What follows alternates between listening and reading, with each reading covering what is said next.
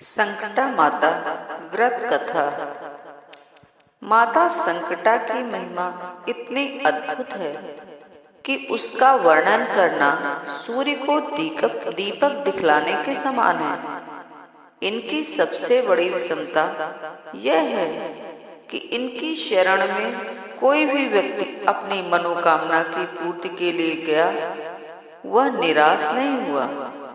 चिरकाल से माताओं बहनों तथा संकटा के भक्तों की यह बड़ी अभिलाषा थी कि मां संकटा देवी का भी अन्य देवी देवताओं की कथा जैसे मिलती है, उसी प्रकार श्री संकटा देवी की कथा होनी चाहिए, जिससे भक्तों की कामनाओं का पूर्ति हो सके। माता संकटा की कृपा से निसंतान स्त्री की कामना पूर्ण होती है। अथ श्री संकटा पूजन विधि। यह व्रत प्रत्येक शुक्रवार को अपनी सभी मनोकामनाओं को पूरा करने के लिए करना चाहिए। प्रथम आरंभ शुभ दिन शुभ मुहूर्त से ही करना चाहिए। इस व्रत के करने का अधिकार स्त्री पुरुष बालक व बूढ़ों को भी है। सौभाग्यवती स्त्रियां अपने सौभाग्य व्रत और तथा कन्याएं अपने इच्छित वर प्राप्त कर सकती हैं। सभी शुभ कार्यों की पूर्ति के लिए इसे करना चाहिए। छात्र तथा छात्राएं विद्या प्राप्ति के लिए तथा परीक्षा में पास होने के लिए निश्चित रूप से करें। सभी प्रकार के रोग शोक एवं सभी आपत्तियों को दूर करने के लिए श्री संकटा माँ का व्रत कथा पूजा सबको अवश्य करना चाहिए। इसका फल शीघ्र ही प्राप्त होता है। प्रातः काल या सायंकाल स्नान करने के बाद शुद्ध वस्त्र पहनकर कथा सुननी चाहिए। यदि कोई मंदिर संकटा देवी का है तो उसी मंदिर में पूजा करनी चाहिए, नहीं तो अपने ही मकान में पीढ़ा या चौकी पर जल के पूर्ण कलश रखकर उस पर श्री संकटा जी को स्थापित कर धूप दीप माला पुष्पादि से आवाहन एवं पूजन कर शांत चित्त होकर कथा श्रवण करनी चाहिए। भोग के लिए चावल का चूरा करके उसके लड्डू बनाना चाहिए या मीठे फलों में सेब केला संतरा अनार इत्यादि जो भी मिल सके अर्पण करें। इसके अतिरिक्त कच्चा नारियल अगरबत्ती धूप हवन आदि से पूजन करना चाहिए। सौभाग्यवती स्त्रियां सिंदूर अवश्य चढ़ावें तथा हाथ में लाल रंग का फूल लेकर माता का स्मरण करें। इति पूजन विधि समाप्त। श्री अथ कथा प्रारंभ। एक बार श्री नारद जी महाराज भ्रमण करते हुए मृत्युलोक में आए। यहाँ पर आने के बाद सारे नगर में भ्रमण करते करते एक निर्जन स्थान में गए। वहां पर उन्हें एक देवी जी का मंदिर दिखलाई पड़ा। मंदिर में पहुंचकर नारद जी ने क्या देखते ही कहा कि एक स्त्री वहां पर पूजन करती हुई दिखलाई पड़ी। पूजन करते हुए जब उसे कई घंटे व्यतीत हो गए, तब नारद जी मंदिर में क्या देखते हैं कि वह स्त्री रो रही है और माता को अपनी करुण पुकार सुना रही है। नारद जी ने कहा, माता जी आपको क्या कष्ट है जिसके लिए आप इतना विलाप कर रही हैं? तब औरत ने नारद जी को देखकर रोना बंद कर दिया और नारद जी को प्रणाम किया और कहने लगी कि महाराज आप कौन हैं? मैं आपको नहीं पहचानती हूँ।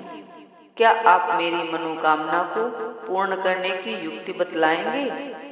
यदि आप उसे पूरा करने का वचन दें तो मैं आपसे अपनी व्यथा का वर्णन करूं। श्री नारद जी ने उसे सांत्वना दी और विश्वास दिलाया कि मैं कोई युक्ति ही नहीं बतलाऊंगा, बल्कि जिस कार्य के लिए आप इतना विलाप कर रही हैं, मैं उसे पूरा करने की चेष्टा करूंगा।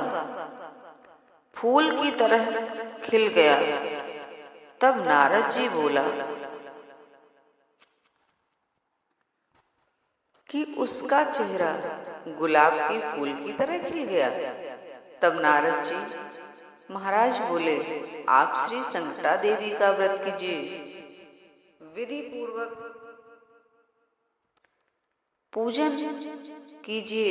1 वर्ष व्यतीत होने के बाद जिस पुत्र रत्न की प्राप्ति के लिए आप विलाप करती थी, वह मनोकामना पूर्ण करने की शक्ति भी संकटा माता में है।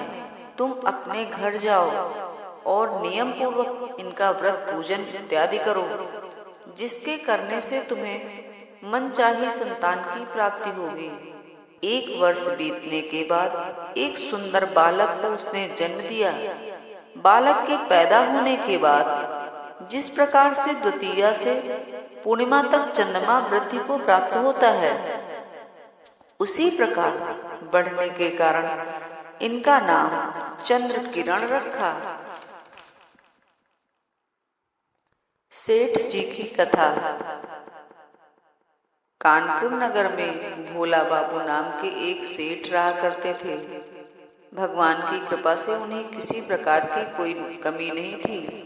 लाखों रुपए का व्यापार होता था। इनके दरवाजे से कोई याचक भिखारी वापस नहीं जाता था। इनके 4 पुत्र थे। सबसे बड़े लड़के का नाम सिद्धनाथ था। वह भी पिता के समान धार्मिक विचारों को मानने वाला था। जब लड़के की आयु 16 वर्ष की हुई, पिता ने शादी कर दी। शादी के कुछ ही दिनों बाद सेठ जी का देहांत हो गया। इनके न रहने के बाद व्यापार में आने वाली उलझनों ने इनको अपने हाथों में जकड़ लिया। परिणाम स्वरूप यह हुआ कि व्यापार धीरे धीरे बिगड़ने लगा। यहाँ तक नौबत आ गई कि सब कुछ समाप्त हो गया। अब घर में धन के बिना नाना प्रकार के कष्ट उठाने पड़ने लगे। जब कोई चारा न दिखाई पड़ा, तब श्री सिद्धनाथ जी ने नौकरी कर ली। लेकिन नौकरी में इतनी आमदनी न थी कि जिससे परिवार का भरण पोषण हो सके। श्री सिद्धनाथ जी को अपनी स्त्री से बड़ा प्रेम था। स्त्री को चिंतायुक्त देखकर हृदय में बड़ा दुख हुआ और कहने लगे कि हमारे कारण तुम्हें दुख मिल रहा है। तब उनकी स्त्री ने बड़े विनम्र भाव से कहा कि हे पतिदेव, मैं देख रही हूँ कि जब से आपने नौकरी कर ली, तब से आपका गुलाब सा चेहरा मुरझा गया है और शरीर में दुर्बलता आ गई है। उनकी पत्नी सदैव ही भगवान की पूजा आरती करती, भोग लगाकर ही भोजन करती थी और जब तक अपने पतिदेव को भोजन नहीं करा लेती थी, तब तक जल नहीं ग्रहण करती थी। अपनी मृदुल वाणी से सारे परिवार को मुट्ठी में बंद रखती थी। कोई भिखारी दरवाजे से वापस नहीं जाता था। सदैव प्रातः सायंकाल जब मंदिर में कथा सुनने के लिए गईं, तो पंडित जी ने श्री संकटा देवी का महात्म्य सुनाया। उसे सुनने के बाद वह घर लौट कर आई। तब श्री संकटा माता का पूजन तथा आरती करके 7 सौभाग्यवती स्त्रियों को भोजन कराया। ऐसा वह प्रत्येक महीने करने लगी। 1 वर्ष बीतने के बाद जब समय बदला और सेठ जी ने नौकरी छोड़ दी और अपना पुराना व्यापार फिर से करने लगे, कुछ ही दिनों में वह सेठ फिर लाखों रुपए का व्यापार करने लगा। श्री संकटा माता के इन भक्तों की कथा जो सुनाएगा और नित्य प्रति जो इनकी पूजा पाठ तथा व्रत आदि करेगा, उसे किसी प्रकार का कष्ट नहीं होगा। उसकी सारी इच्छाएं भी पूरी होंगी। उसको किसी प्रकार की कमी नहीं रहेगी। इति श्री संकटा कथा समाप्त। प्रार्थना श्री संकटा जी की। हे अम्बे निराली है लीला तुम्हारी, समझ कौन सकता है महिमा तुम्हारी। जिसे जैसा चाहो तुरंत ही बना दो। ये सब सृष्टि है नाट्यशाला तुम्हारी। हे अम्बे निराली है लीला तुम्हारी। समझ कौन सकता है महिमा तुम्हारी।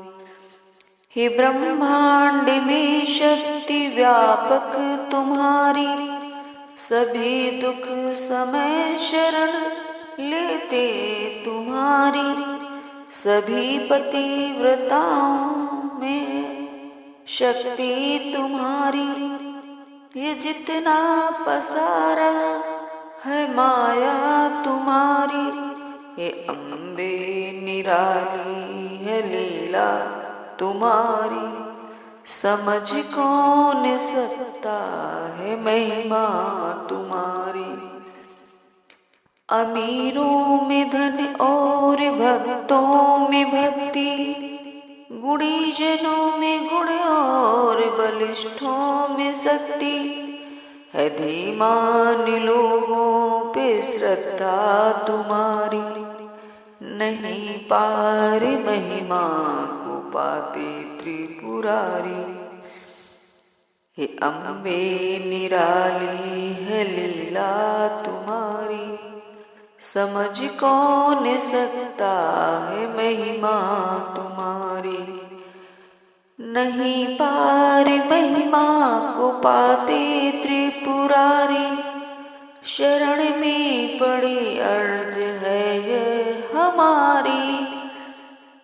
रहे हाथ सिर पर दया का तुम्हारी।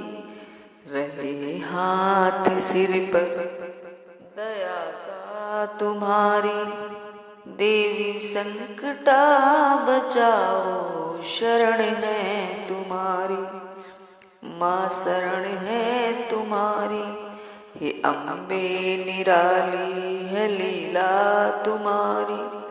समझ कौन सकता है महिमा तुम्हारी। जय हो संकटा माता, सभी के संकट हटने वाली।